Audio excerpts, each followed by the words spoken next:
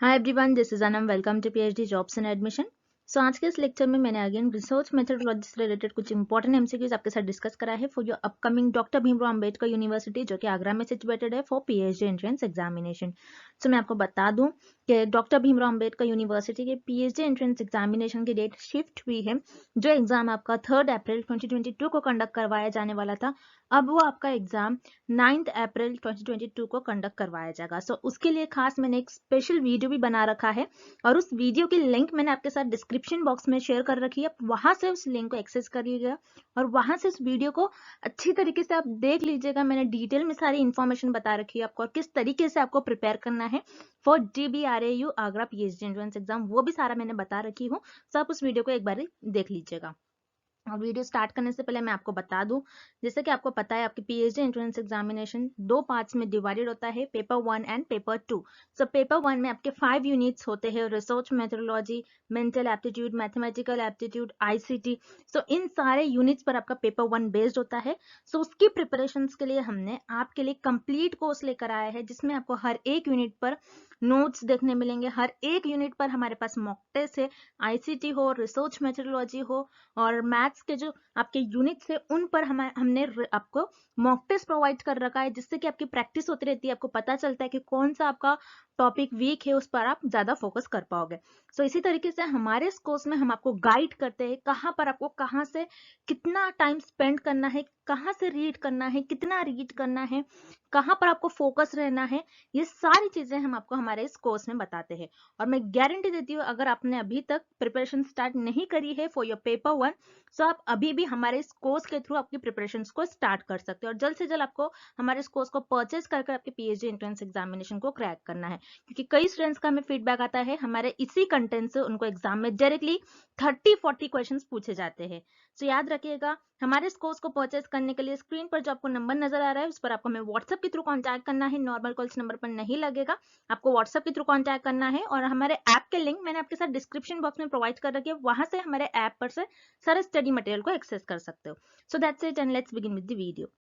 जैसा कि आपके पेपर वन का आपका सिलेबस 3 to 4 यूनिट्स में डिवाइडेड होता है। Teaching aptitude, research aptitude, mathematical reasoning, current affairs.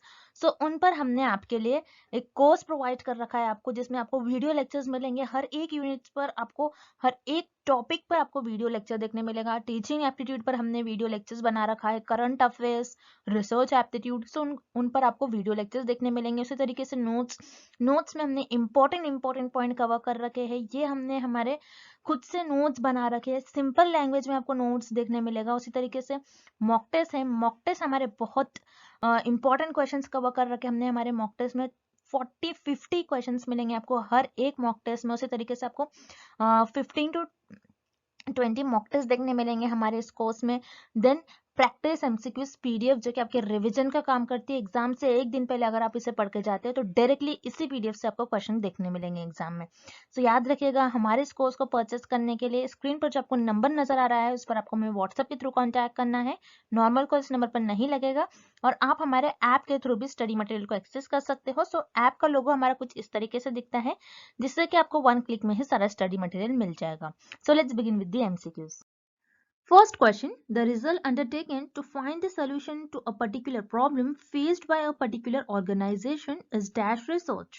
इस क्वेश्चन में हमें फाइंड आउट करना है, एक ऑर्गेनाइजेशन है और उस ऑर्गेनाइजेशन ने पर्टिकुलर प्रॉब्लम फेस किया है और उस पर्टिकुलर प्रॉब्लम को सॉल्व करने के लिए वो ऑर्गेनाइजेशन किस रिसर्च का यूज करेगी। ओके, सो स्टूडेंट्स, इस क्वेश्चन में आपको बस एक ही वर्ड पर फोकस करना है, विच इज पर्टिकुलर प्रॉब्लम। कभी भी आपके क्वेश्चन में पर्टिकुलर या फिर स्पेसिफिक, ये दोनों वर्ड आता है, that means it is related with applied research. So yes, यहाँ पर आपका करेक्ट ऑप्शन हो जाएगा option B, applied research. Applied research में रिसर्चर कोई पर्टिकुलर प्रॉब्लम या फिर कोई स्पेसिफिक प्रॉब्लम को सॉल्व करते हैं। देन यहाँ पर आपका ऑप्शन ए गिवन है आपको, फंडामेंटल रिसर्च। फंडामेंटल रिसर्च में researcher new ideas, new theory, new concept develop करते हैं ताकि उनकी नॉलेज इंक्रीज हो सके। बट फंडामेंटल रिसर्च में रिसर्चर कोई स्पेसिफिक और पर्टिकुलर प्रॉब्लम को सॉल्व नहीं करते, दैट्स व्हाई आपका यहाँ पर ऑप्शन ए इनकरेक्ट हो जाएगा। Then option C, conceptual research. Conceptual research ऐसी रिसर्च होती है which is related with concepts and ideas. So again आपका यहाँ पर ऑप्शन सी भी इनकरेक्ट हो जाएगा। Then option D descriptive. Descriptive research वो रिसर्च होती है जिसमें रिसर्चर कोई फेनोमेना को एज इट इज डिस्क्राइब करते हैं, और अगेन डिस्क्रिप्टिव रिसर्च में रिसर्चर कोई पर्टिकुलर या फिर स्पेसिफिक प्रॉब्लम को सॉल्व नहीं करते। दैट्स व्हाई अगेन आपका यहाँ पर ऑप्शन डी भी इनकरेक्ट हो जाएगा। So here correct option is option B applied research. Applied research वो रिसर्च होती है जिसमें रिसर्चर कोई पर्टिकुलर और स्पेसिफिक प्रॉब्लम को सॉल्व करते हैं। Okay, next question. First statement, two-tailed hypothesis has rejection region on both sides. Second statement, one-tailed hypothesis has rejection on only one side. Which of the following statements are true? So students, इस question में हमें दो statements given है और हमें find out करना है कि दोनों स्टेटमेंट में से कौन सा स्टेटमेंट करेक्ट है। ओके, सो यहाँ पर फर्स्ट स्टेटमेंट में हमें गिवन है कि टू टेल हाइपोथेसिस में दोनों भी साइड रिजेक्शन रीजन होता है। सो यस, यहाँ पर जैसे आप देख रहे हो, हम टेबल को रिफर करेंगे यहाँ पर, जहाँ पर आप देख रहे हो यहाँ पर टू टेल्ड हाइपोथेसिस टेस्ट में रिसर्चर दोनों भी साइड टेस्ट करते हैं ग्राफ के। Okay, left side as well as right side. So यहाँ पर टू टेल हाइपोथेसिस में दोनों भी साइड रिजेक्शन रीजन होता है।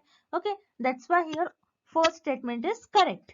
देन सेकंड स्टेटमेंट हमें क्या गिवन है, वन टेल हाइपोथेसिस जो होता है वहां पर रिजेक्शन रीजन सिर्फ एक ही साइड पर होता है। So it is also correct, जहां पर हमें जैसे पता है वन टेल हाइपोथेसिस के दो टाइप होते हैं, लेफ्ट टेल हाइपोथेसिस और राइट टेल हाइपोथेसिस। ओके, सो यहाँ पर आप टेबल में देखना है आपको लेफ्ट टेल हाइपोथेसिस जहां पर आप ग्राफ में सिर्फ लेफ्ट साइड पर टेस्ट करते हो, और राइट टेल हाइपोथेसिस जहां पर आप ग्राफ में सिर्फ राइट साइड पर टेस्ट करते हो।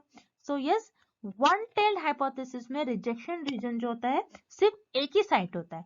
That's why here statement 2 is also correct. So यहाँ पर करेक्ट ऑप्शन होगा option C, both first and second statements are true. Okay, next. In research report dash is used to acknowledge indebtedness.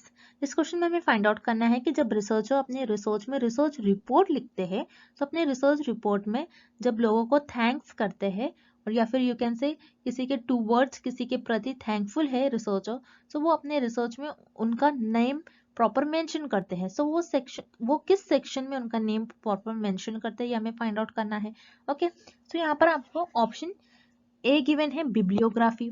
Bibliography क्या होता है, जहाँ पर researcher जिन भी पुराने रिसर्चर का इंफॉर्मेशन टेक्स्ट और कॉन्सेप्ट यूज करते हैं उनको प्रॉपर उनका नेम लिखते हैं जिसको हम कहते हैं रेफरेंस।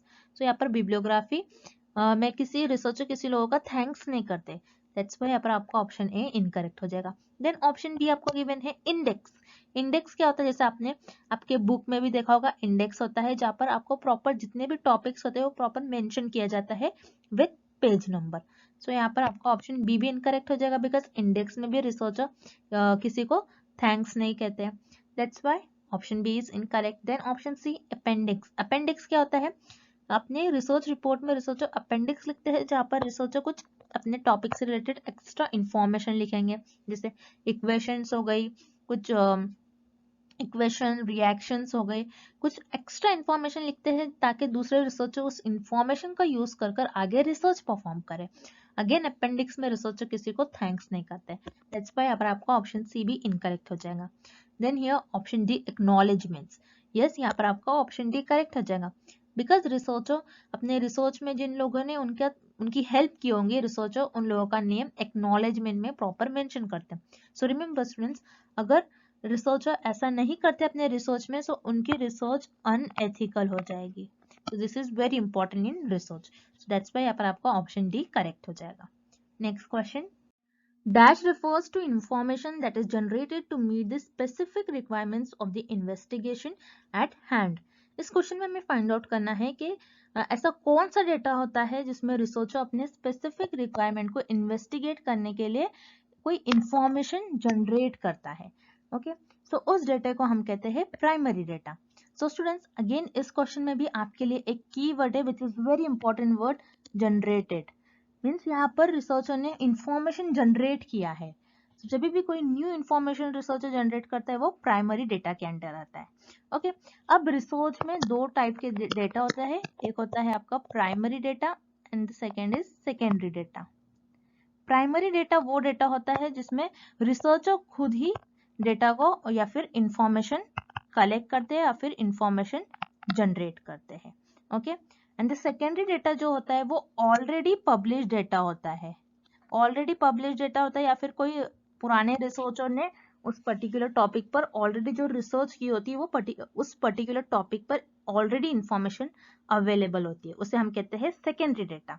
सो हियर रिसर्चर ने कोई इंफॉर्मेशन जनरेट की है, कुछ न्यू इंफॉर्मेशन रिसर्चर ने खुद ही जनरेट की है, सो उसे हम कहते हैं primary data. So here correct option is option B, primary data.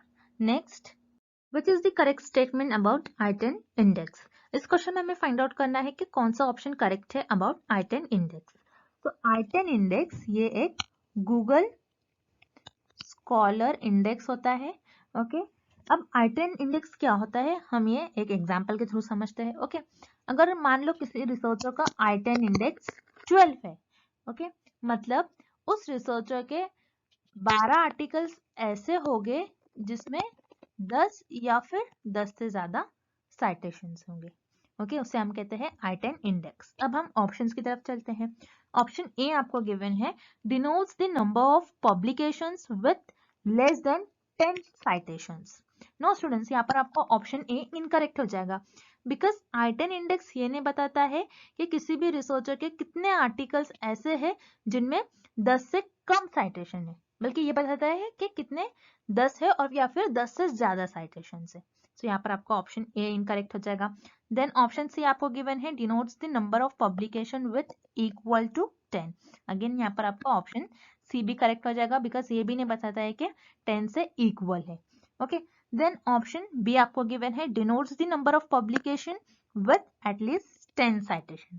तो यहाँ पर आपका ऑप्शन बी करेक्ट हो जाएगा, बिकॉज I10 इंडेक्स ये बताता है कि किसी भी रिसर्चर के कितने आर्टिकल्स ऐसे हैं जिनमें उनके आर्टिकल्स को 10 या फिर 10 से ज्यादा साइटेशन है। ओके, देन यहाँ पर आपका ऑप्शन बी करेक्ट हो जाएगा। Next question, research shows that the older a person is, the larger their vocabulary. This is an example of. So students, इस क्वेश्चन में हमें एक एग्जाम्पल गिवन है और हमें फाइंड आउट करना है ये एग्जाम्पल किस कोरिलेशन की एग्जाम्पल होंगे। Okay, so what is an example? Older a person means जो पर्सन की एज ज्यादा होगी, then their larger their vocabulary means here you can say knowledge of words. okay, तो जिस पर्सन की एज ज्यादा होंगी उनकी वोकैबुलरी भी ज्यादा होगी। ओके, सो जैसे आप देख रहे हैं दोनों वेरिएबल जो है सेम डायरेक्शन में मूव कर रहे हैं। ओके, जब भी वेरिएबल सेम डायरेक्शन में मूव करते हैं उन्हें हम कहते हैं positive correlation. So this is an example of positive correlation. So here option A is the right answer. Moving on to the next question. Plagiarism, where writer changes a few words in the original text of another, is known as. इस question में हमें एक definition given है और हमें find out करना है ये डेफिनेशन किस ऑप्शन की डेफिनेशन होगी। ओके, सो ये डेफिनेशन में हमें गिवन है कि अगर आप ओरिजिनल टेक्स्ट लेते हो और उस टेक्स्ट में कुछ फ्यू वर्ड्स चेंजेस करते हो और कुछ वर्ड को रीअरेंज करते हो, सो वो उस प्लेजरिज्म को हम क्या कहेंगे? सो उस प्लेजरिज्म को हम कहेंगे word switching. So this is the definition of word switching.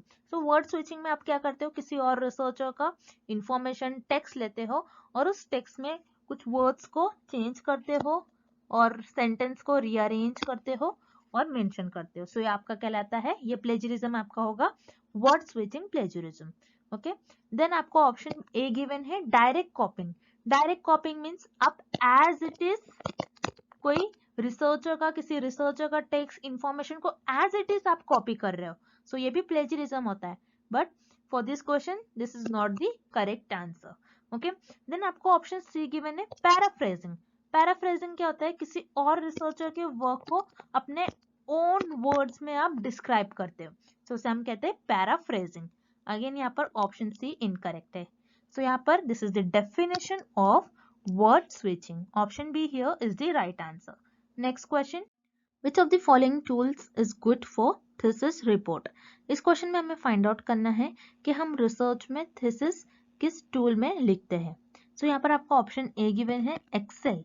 Excel क्या होता है? जिसमें आप डेटा को एनालाइज करते हो, ये डेटा एनालिसिस टूल होता है। एक्सेल आपका डेटा एनालिसिस टूल होता है। एक्सेल में रिसर्च और थीसिस को नहीं लिखते हैं, दैट्स व्हाई यहाँ पर आपका ऑप्शन है इनकरेक्ट हो जाएगा। Then option B, PowerPoint presentation. So PowerPoint presentation जो प्रेजेंटेशन बनाने के काम आता है और जिसमें रिसर्चर रिसर्च प्रेजेंटेशन बनाते हैं, ना कि थीसिस लिखते हैं, दैट्स व्हाई यहाँ पर आपका ऑप्शन बी भी इनकरेक्ट हो जाएगा। Then option C, Word document. तो यहाँ पर आपका ऑप्शन सी करेक्ट हो जाएगा। वर्ड डॉक्यूमेंट में रिसर्चर अपने थीसिस को लिखते हैं, दैट्स व्हाई यहाँ पर आपका करेक्ट ऑप्शन हो जाएगा option C, Word document. Next question, dash a set of interrelated constructions, concepts, definitions and propositions that present a systematic view of phenomena।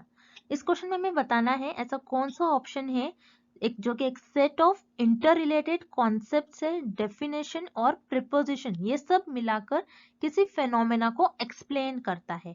सो उसे हम कहते हैं थ्योरी। सो थ्योरी कोई एक फेनोमेना को सिस्टमैटिक वे में एक्सप्लेन करता है, दैट्स व्हाई यहाँ पर आपका ऑप्शन बी करेक्ट हो जाएगा।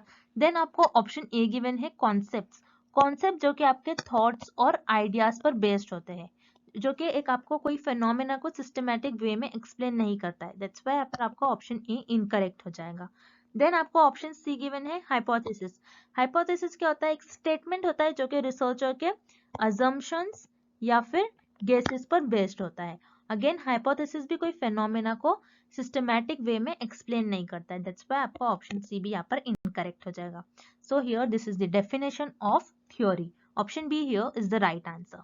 Next question, when submitting a journal what should a cover letter include. तो यहाँ पर स्टूडेंट्स कवर लेटर क्या होता है, रिसर्चर आर्टिकल्स को जर्नल में पब्लिश करने के लिए एक फ्रंट लेटर लिखता है, उसे हम कहते हैं कवर लेटर। और इस क्वेश्चन में हमें फाइंड आउट करना है कि रिसर्चर अपने जर्नल में कवर लेटर क्यों लिखते हैं। सो रिसर्चर अपने रिसर्च में कवर लेटर इसलिए लिखते हैं ताकि रिसर्चर बताते हैं कि उनका वर्क कैसे रिलेटेड है इस जर्नल के कंटेंट से। ओके, सो दैट्स व्हाई आपका यहाँ पर ऑप्शन सी करेक्ट हो जाएगा। And articulation of why the journal you choose is a good fit. Okay, and आज के लिए बस इतना ही, and thank you for watching this video.